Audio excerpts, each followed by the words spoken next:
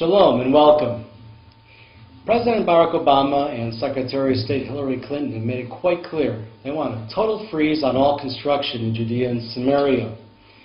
They're talking about the occupation and the suffering of the Palestinian people. Now, the settlements are being constantly called illegal. Anything built over the Green Line is being considered illegal building under international law.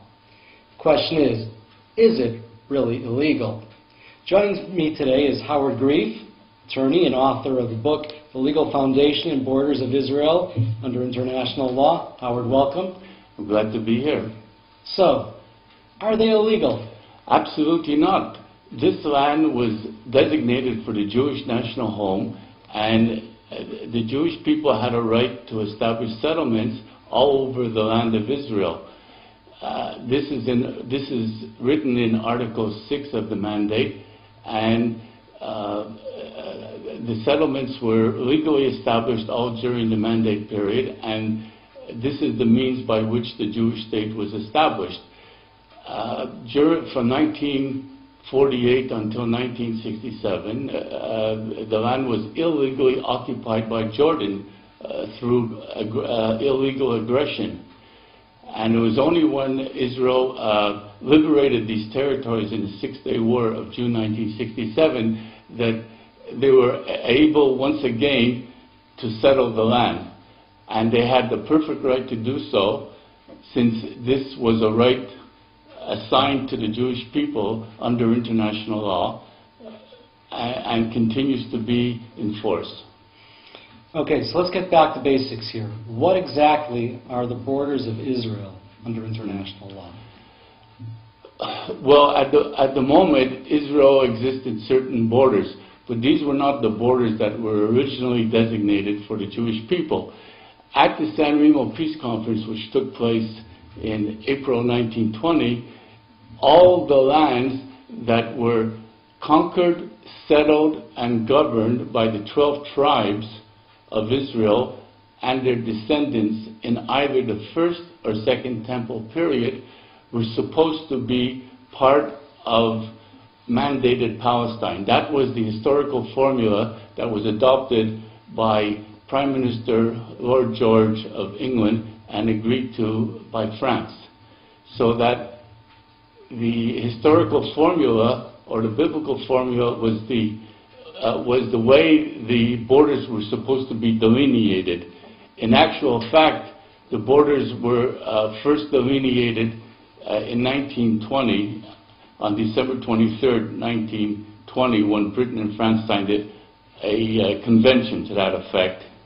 And but they cut the borders. Yes, they did not include all the historical areas in the land of Israel. Originally, they should have included what is today southern Lebanon up to the Litani Valley, but because France was extremely anti-Semitic at this time and also had imperial ambitions to control as much area of the Middle East as they could, they did not allow the Jewish national home to be established beyond what is today the northern border of Israel. But it should have extended. If you went by the historical formula, it should have gone all the way to the southern Litani Valley. Something interesting, though, yes. you're saying about the anti-Semitism, anti-Zionism yes. of France. Yes. Now, I know a lot of the viewers will say, "Oh, this is Jewish paranoia," but France actually apologized. It confessed that they had anti-Semitic, anti-Zionist yes. sentiment at that time, and they apologized for that in the 50s, didn't they? Yes.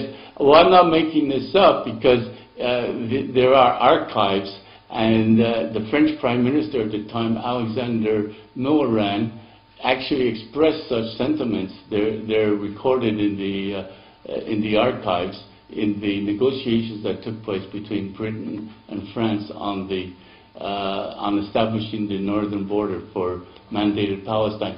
And in 1956, when France collaborated with Israel in the Sinai War, they apologized for what they did in 1920.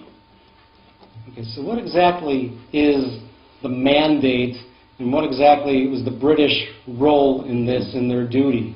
Okay, the mandate for Palestine was part of the Covenant of the League of Nations, which contained Article 22, which was established in the Treaty of Versailles that was signed in 1919 and ratified in January of 1920.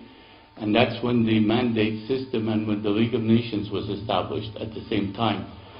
And one of the mandates, Palestine was one of the mandates that was assigned to Britain, as well as the mandate for Mesopotamia, which became Iraq, and France obtained the mandate for Syria.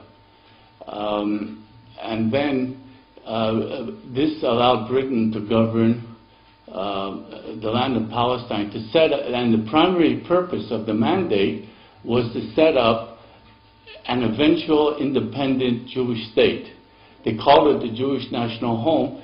This term was part of Zionist terminology that goes back to 1897, when Theodor Herzl called the first Zionist Congress. But it was a term. In 1897, the Zionist organization did not want to anger the Ottoman Turkish Sultan, and therefore, instead of calling for a Jewish state, they called for a home. And this terminology continued, and in 1917, Nahum Sokolov, in his negotiations together with Weizmann, for the Balfour Declaration, they added the word national before home, and it became the Jewish National Home. But when the Balfour Declaration was approved, Lord Arthur James Balfour stated specifically in the minutes of the British Cabinet session approving the Balfour Declaration that Jewish National Home meant an eventual independent Jewish state. And that was the primary purpose of the mandate that Britain was entrusted with. Unfortunately, during the period of the mandate, Britain did not abide by its obligation and never set up the Jewish state as it was required to do under Article 2 of the mandate. And under Article 5 of the mandate, they were not allowed to partition the land, and which they did.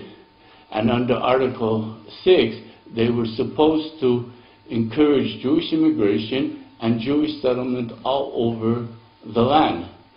And this is the right of the Jewish people to establish settlements.